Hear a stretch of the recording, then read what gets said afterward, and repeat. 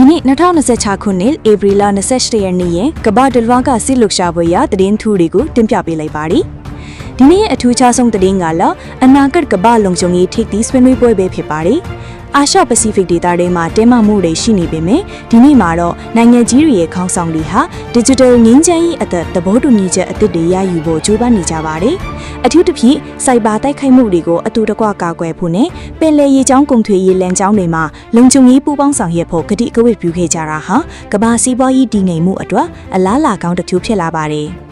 နီးပညာဘက်မှာတော့ဒီနေ့ဟာ AI Video Era လို့ခေါ်ရလောက်အောင်ထူးခြားပါတယ်။ထိပ်တန်းနီးပညာကုမ္ပဏီတစ်ခုကနေစာသားအနှဲငယ်ရိုက်ထည့်ရုံနဲ့တကယ်ရုပ်ရှင်အရေးတွေအတိုင်းထွက်လာမယ် Real Time AI Video Generator ကိုမိတ်ဆက်လိုက်ပါတယ်။ဒါဟာရုပ်ရှင်လောကနဲ့ Content Creation လောကကိုအကြီးအကျယ်ပြောင်းလဲဖြစ်တော်မှာပါ။အခုဆိုရင် AI ဟာလူသားတွေရဲ့စိတ်ကူးစိတ်တမ်းတွေကိုစက္ကန့်ပိုင်းတွင်အတွင်းပုံဖော်ပေးနိုင်တဲ့အဆင့်ကိုရောက်ရှိသွားပြီဖြစ်ကြောင်းသတင်းတွေကဖော်ပြနေကြပါတယ်။ကမ္ဘာငွေကြေးဈေးကွက်မှာတော့ crypto ဆိုင်ရာစီးမြင့်သစ်တွေထွက်ပေါ်လာတာကြောင့်ဈေးကွက်အတွင်းအပြောင်းအလဲတွေဖြစ်နေပါတယ်။ဥရောပဘက်မှာစွမ်းအင်မူဝါဒအတက်ကြောင့်လျှက်စီကားထုတ်လုပ်တဲ့ကုမ္ပဏီတွေရဲ့ရှယ်ယာတွေတိတိတသာတက်လာပါတယ်။ယင်းဒီဈေးကတော့အရှိအလဲပိုင်းကတင်ပို့မှုအခြေအနေတွေကြောင့်အနှဲငယ်အတက်အကျကျန်းနေပေမဲ့ရွှေဈေးကတော့ယင်းနှင်းဖြုတ်နှံမှုတွေအတွက်စိတ်ချရတဲ့နားခိုရာအဖြစ်ဆက်လက်တည်ရှိနေပါတယ်။ဒီနေ့မှာပဲအာကာသသိပ္ပံပညာရှင်တွေကအင်ကာဂရိုပေါ်မှာရေအီမီတသက်ကိုထပ်မံတွေးရှိကြောင်းအတည်ပြုနိုင်ခဲ့ကြောင်းအတည်ပြုပါတယ်